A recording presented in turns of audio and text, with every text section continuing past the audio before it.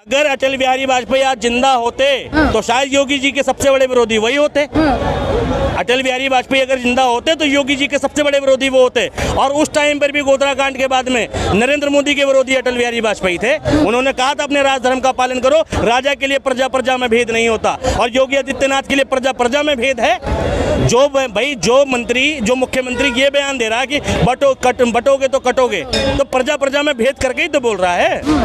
अगर होता ठीक है, सिचुएशन देख के बोल रहा है, सामने सिचुएशन बांग्लादेश का सिचुएशन, इन्हें बांग्लादेश और इंडिया में फर्क नहीं पता। कैसे नहीं? ठीक है, बांग्लादेश उत्तर से लेकर दक्षिण तक बंगाली, ठीक, शुरू से लेकर एंड तक एक कल्चर चलता है। और इंडिया में विविधता है, शुरू से लेकर एंड तक एक कल्चर नहीं चलता। जो दिल्ली में मानता है वो कर्नाटक में नहीं मानता, ठीक है, जो केरल में चलता है वो पर पंजाब में नहीं चलता।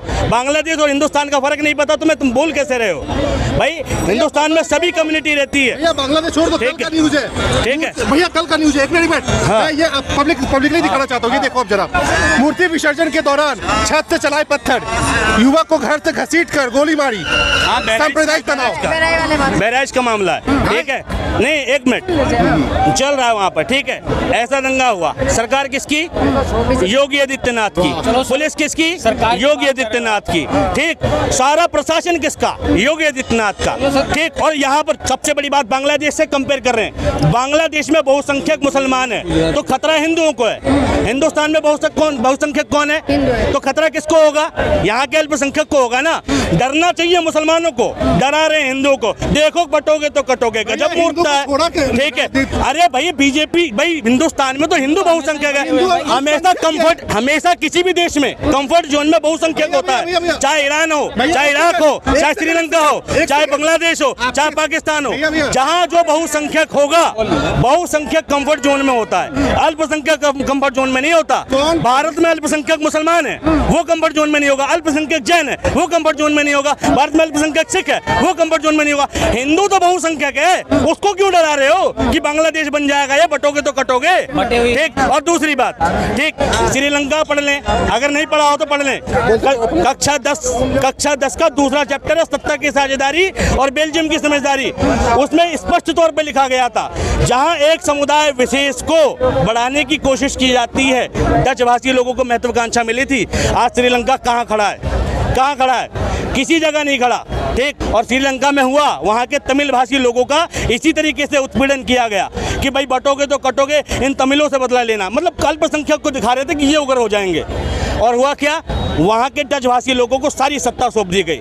मजबूरन वहाँ के तमिल भाषी लोग इंडिया में आ गए। उनमें से एक भाजपा का बड़ा नेता भी था, इन्हें पता नहीं होगा, लाल कृष्ण आडवाणी।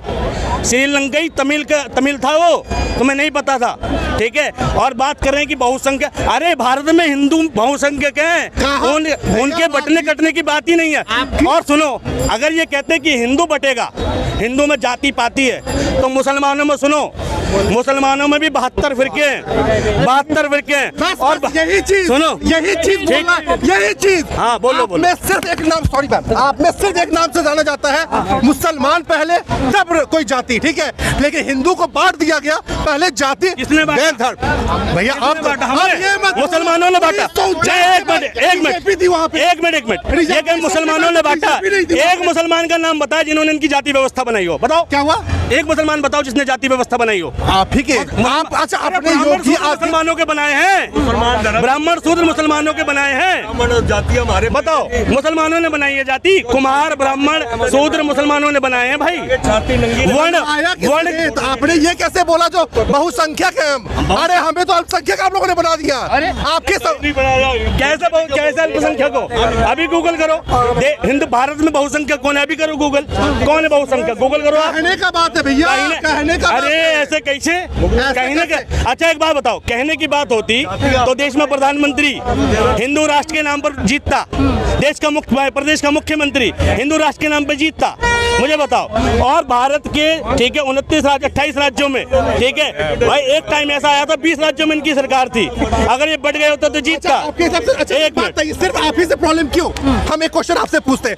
इस देश राज्य में, पंजाब में 8.82% 90% सिख है, उनको कोई दिक्कत नहीं है हमसे, ठीक है। मैं एक क्वेश्चन का जवाब मुझे हमें भी नहीं है। अच्छा, हमें तुमसे दिक्कत नहीं है। तो ये पूछ रहा हूँ, हमें पत्थरबाजी क्यों? जब आप लोग अपना तजिया लेके जाते हो, आप लोग अपना कुछ भी लेके जाते हो, हम लोग कहीं भी पत्थरबाजी नहीं करते। कहाँ हुआ? नहीं हुआ कभी दंगा? दिखाओ, ठीक है, नहीं हुआ। पत्थरबाजी दिखाओ। अच्छा एक बात बताओ, एक मिनट पत्थरबाजी दिखाओ। एक मिनट ये कह रहे हैं भाई राम राम चिल्लाएंगे, जब मुल्ले काटे जाएंगे राम राम चिल्लाएंगे, ये किसका बयान है? गाय को रोटी के साथ खाने वाला और गाय को रोटी खिलाने वाला, ये किसका बयान है? ठीक, एक मिनट ओवैसी जी के भाई का बयान ये है, एक मिनट। हटा दो, और पत्थर हम बता देंगे। दिल्ली के भजनपुरा खजूरी में दंगे हुए थे, पत्थर किसने चलाया था? नहीं, दिल्ली भजनपुरा खजूरी में दंगे हुए थे, पत्थर किसने चलाया था? भजनपुरा खजूरी के दंगे, ठीक है। ट्रेन में मारा मुसलमानों को, वो किसने किया था? दाढ़ी पकड़ के नोचा किसने?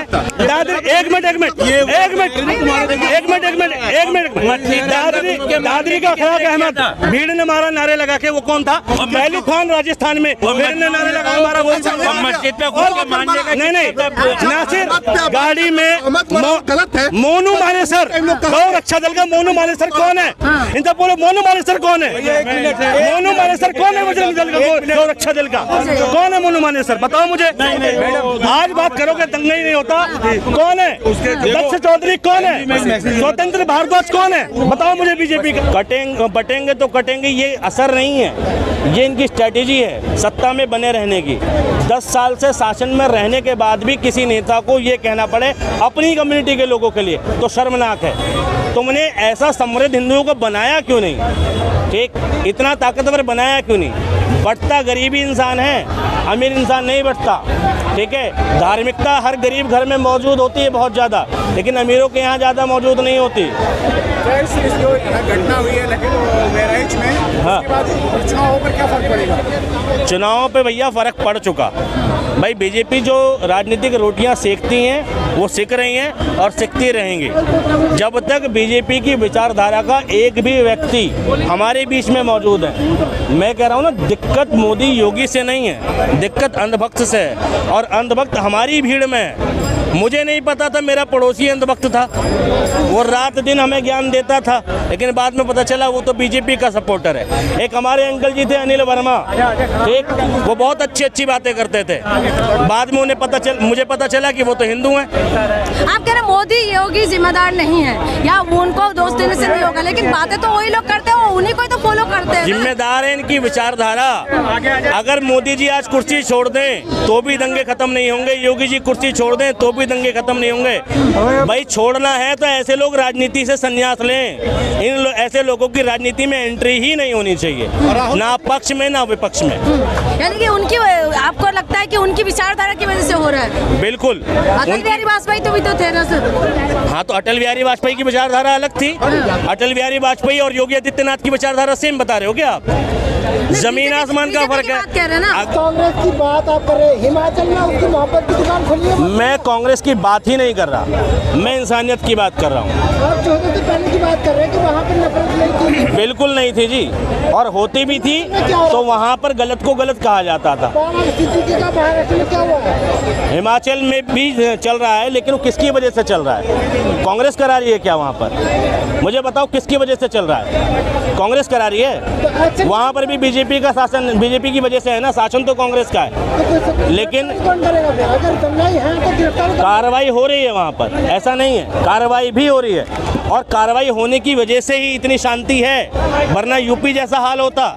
ऐसी व्यवस्था जैसी हिमाचल प्रदेश में हुई कि एक मस्जिद के विवाद में हजारों लोग सड़कों पे आ गए, एक सिंगल व्यक्ति की भी जान गई, थोड़ा भी पथराव हुआ, लेकिन यूपी होता तो हो जाता ना। असर है, हम एक रहेंगे, नेक रहेंगे, कटेंगे तो बटेंगे, उनका असर है क्या?